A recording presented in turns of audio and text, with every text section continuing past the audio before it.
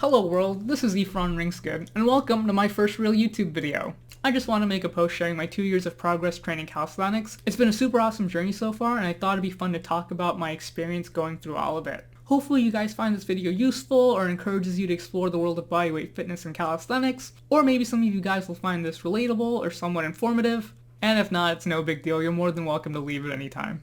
Also, I'm going to be kind of a shill, but if you want to see more of my training and my current progress and how that's going, definitely follow me on Instagram at Efron Ringsgood. Ada, say hi! I'm using you to plug my content and social media. Good girl. Okay, you can go. Awesome. So with that preamble out of the way, I just want to give a brief overview on the contents of this video so you know what to expect. First off, I'll give a brief disclaimer. Then I'll talk a little bit of my background and past training experience, and then I'll get into the various chapters of my training where I provide a brief overview and then talk about the actual training process and then a little bit of reflection, and then I'll end off with my closing thoughts. Alright, disclaimer time. I really want to emphasize that I'm by no means an expert in any way in terms of training. Really everything I'm showing here is based off of my experience and what I think's worked for me. I also want to highlight my progress will be a lot different from other people's progresses.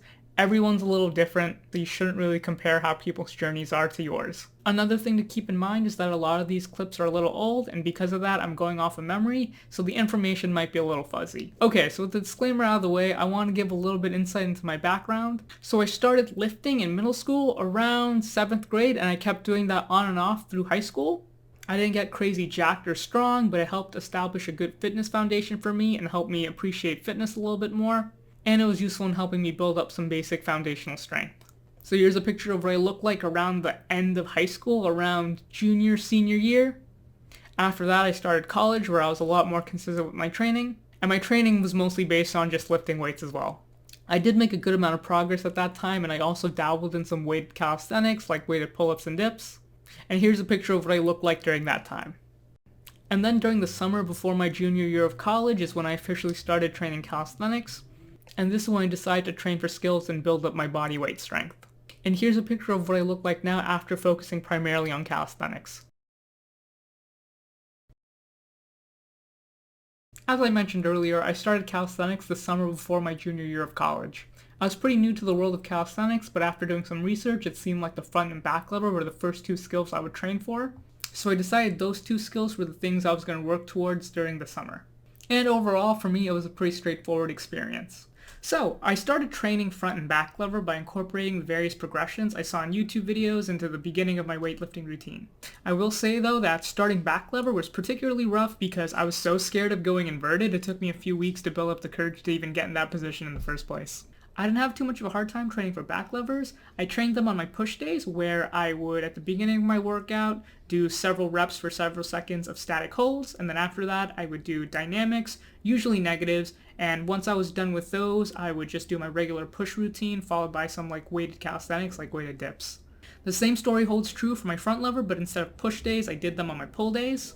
And it was pretty straightforward, improving over time with this move as well. I just followed the progressions, and as the weeks and months went by, I just got better and better with my holds, and eventually I got the move. Funny story regarding how I got the move, I got my front and back lever on the same day, because when I was training it, I realized all this time I had my shoes on, so I decided that day to take off my shoes, and I eventually got the move. It wasn't the cleanest hold, but I was super happy that I managed to hold on to it. So essentially all those previous training sessions I had, I was kind of sort of training weighted front lever and back lever because I had my shoes on.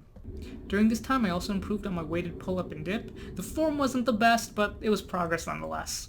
Upon reflecting on these clips, I have a few takeaways. First, I think it was really useful to be able to combine weights with calisthenics. The weights gave me options to do other exercises to improve weak points of mine. Since I was coming from a lifting background, I liked using weights for supplemental exercises in my training. The second thing I realized that was important during my training was the importance of mixing static holds and dynamic training. I found dynamic movements to be very useful to build up the strength towards my static holds. Once the summer was over, I started my senior year of college. And overall, I have to say that summer of training was super productive, and it made me realize I was pretty good at this bodyweight training stuff. Now that I had my levers, I decided the next thing for me to train towards was a full planche. So I decided to dedicate this following semester to training that move. Training-wise, it was pretty much a continuation of the training methodology I used over the summer, where it was a mix of calisthenics and weight training. And generally speaking, that style of training meant doing static holds in the beginning, followed by dynamics, followed by weightlifting and other accessory movements after that. When I got back to school, I was super excited to show everybody I knew my front and back lever, so I was showing it off every chance I got. The form still had some kinks, but I was really happy with the way it turned out, and I figured I'd be ready to advance to other skills. And that other skill was the full planche. I started training for planche by first learning the crane pose in yoga to prep my elbows for it. After that, I just followed the progressions laid out online, so that was tuck, advanced tuck, straddle, and then eventually full planche. There was, however, a major flaw in my technique, which I'm not going to go into details now because I want to point out later. Regarding that major flaw, I wasn't really paying attention too much to it because I was just so excited with the progress that I was making that I wasn't really paying attention to my form. One thing that didn't sit right with me while I was learning planche was I always had to kick out to get into my position, and I could never lean into a full planche, which was a red flag in hindsight. But again, I was so intoxicated by the progress I was making, I wasn't really taking a hard look at my form.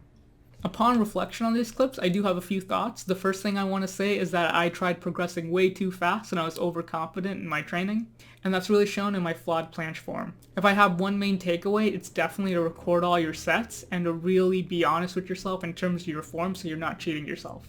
Making fast progress could be a red flag that you're doing something wrong form-wise, so it's really important to take a moment to stop and reassess that you're actually doing your movements right. Another thing I want to highlight is be really cautious of your joints. I actually bursted some blood vessels in my elbows when I was training one day, and that set me back a few weeks, so really be careful and don't push yourself, because even if you have the muscular strength for a move, you might not have the conditioning and endurance or tendon strength to keep up with that.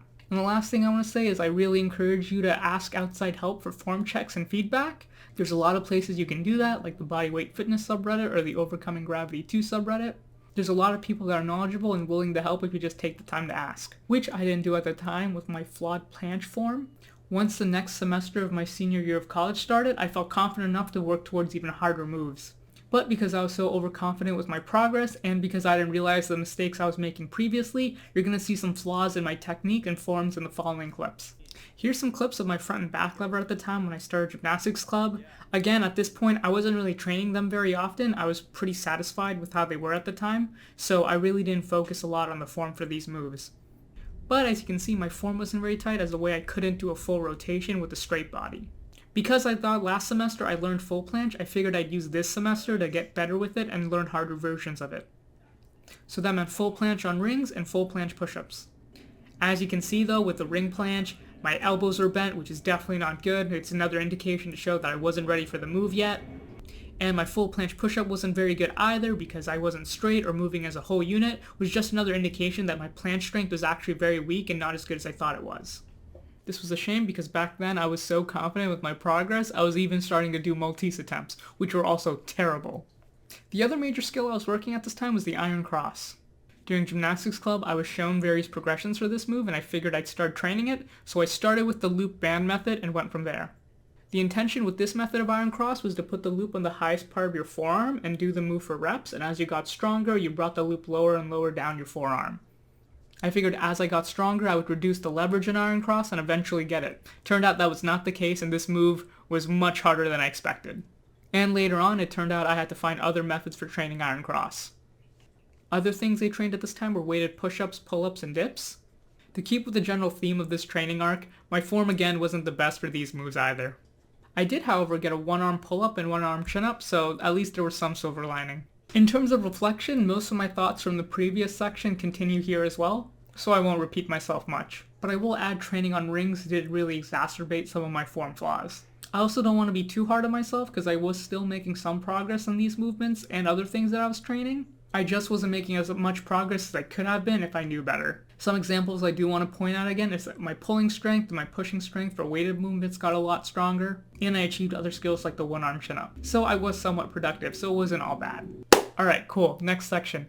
i.e. global pandemic time. So COVID happened and it's still happening, and because of that my senior year got cut short, so I ended up spending a lot more time to train on my own. And from that time alone, I finally had to accept the fact that there was a lot of things I was doing wrong form-wise, and I had to do a lot of things to finally fix that. A lot of that fixing involved improving my foundational strength and fixing some fundamental errors that was ruining my form and impeding my progress. Because of that, this section's the longest and has a lot of moving parts. I'm going back and forth trying to improve my planche, I'm struggling with iron cross, but I'm also exploring other movements and making progress in other things that I wasn't expecting to. I finally had to come in terms with the fact that I wasn't as strong as I thought I was. I posted this clip on Reddit for a form check, and somebody was kind enough to point out that my elbows were slightly bent and that my shoulder blades were slightly sticking out, so I wasn't actually planching.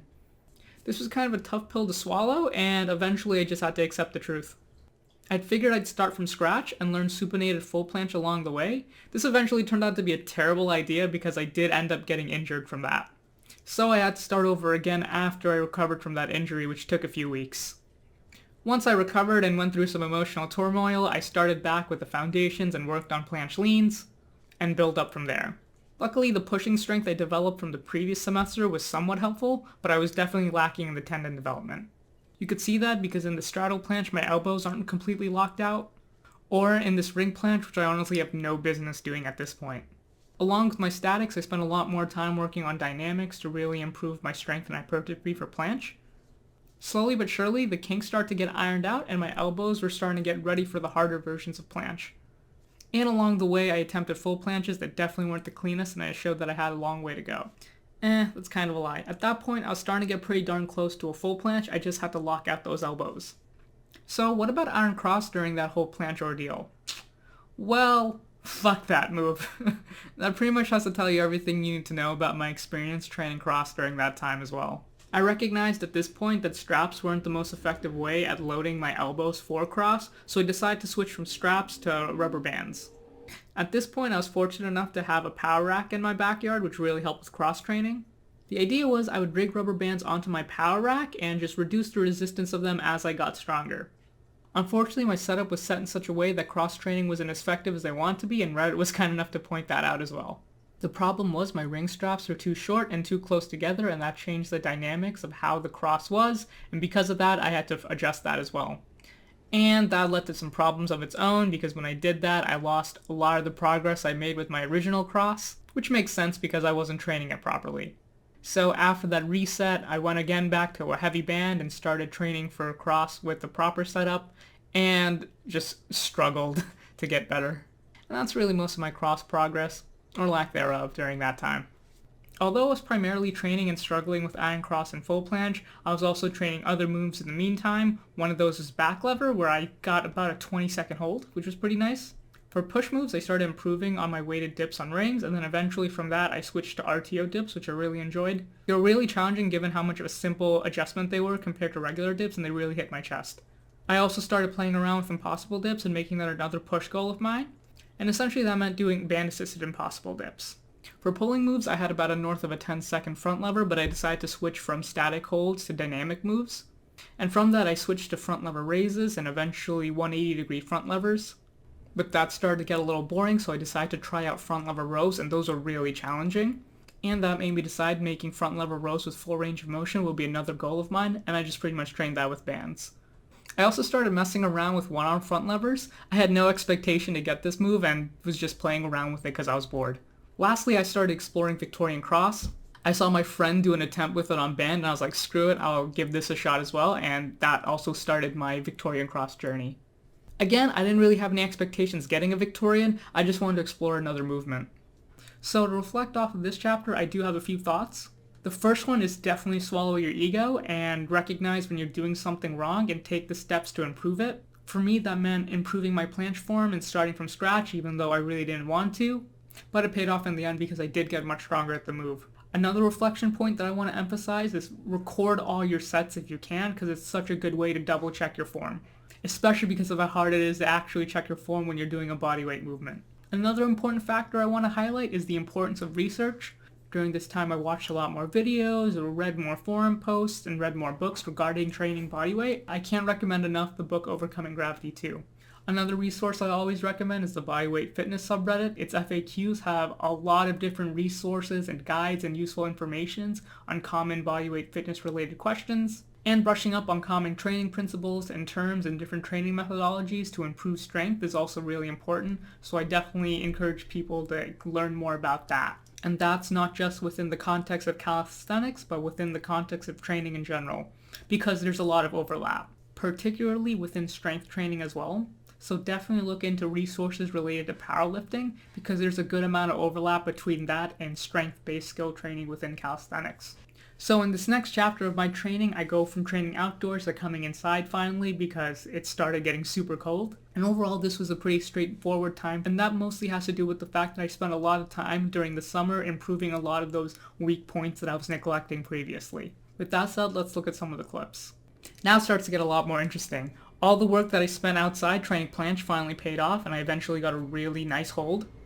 Since I finally got a full planche with a decent hold time, I decided to now actually train full planche push-ups again as well. Unknowingly, I also managed to build up the strength to press from straddle planche into a handstand, not holding it because my handstand's not very good, but still pretty cool nonetheless. And as the fall went on, I also got a full range of motion front lever row, but it wasn't very tight and it was kind of with a fat false grip. I also continued to train one arm front lever on and off. I'm really not sure why, but I was making progress nonetheless, so I just kept going at it. For vertical pulling, my one arm chin up and pull up improved, even though I didn't really train that too often. And I'm not sure what my weighted chin up and pull up was because I didn't really train them. Iron cross was also still pretty rough. I was at this weird plateau where I was using different band strengths but not really making a lot of progress in them. And I was going back with different shoulder and grip positions, but nothing noteworthy really happened during this time. Finally, and this was kind of surprising, I noticed that my Victorian cross attempts were getting better.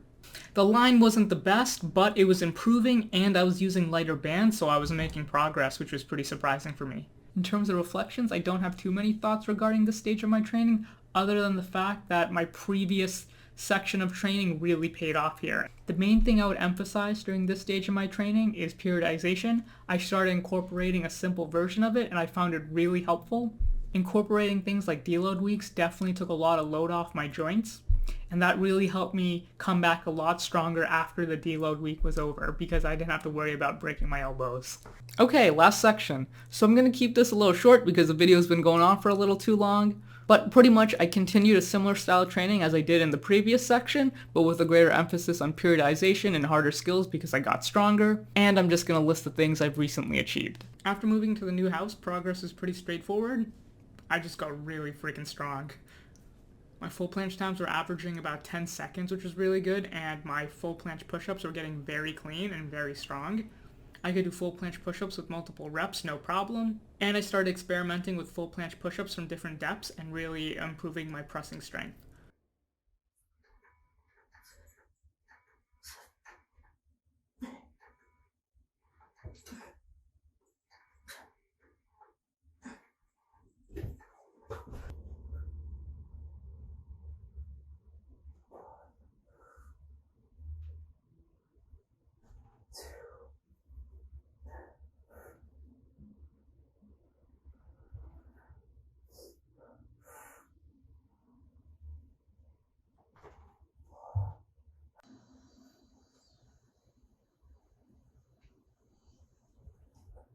Oh.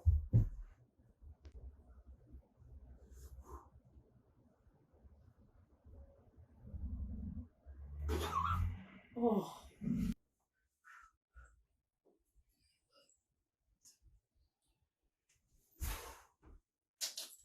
I could also full planche press into a handstand now, but still couldn't hold it at the top because I still wasn't training handstand very much. In terms of other pressing moves, I could do weighted dips with an additional 120 pounds on me.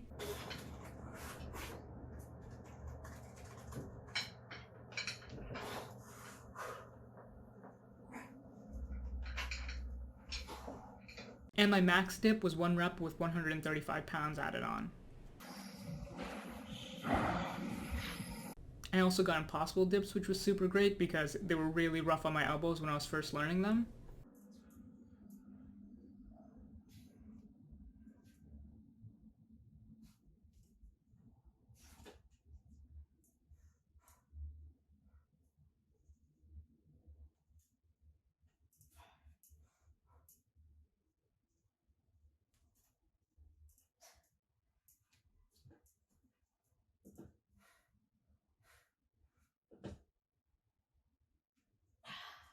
At this point, I wasn't training back levers anymore, but I could do a 30-second back lever without a problem.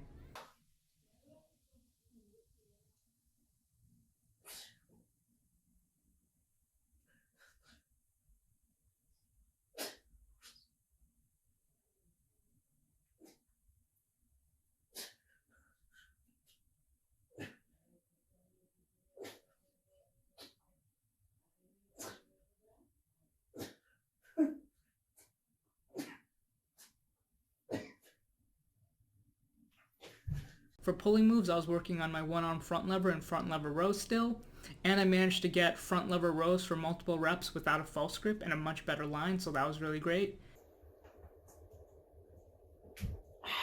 And I also managed to achieve a one-arm front lever.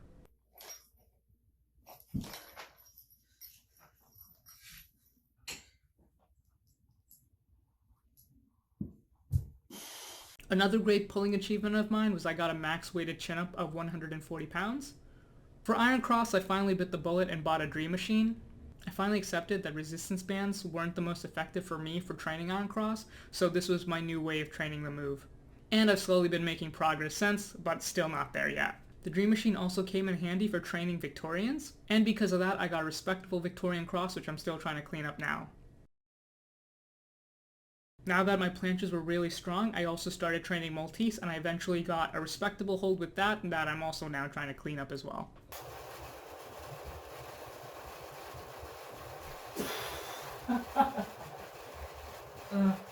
Yes.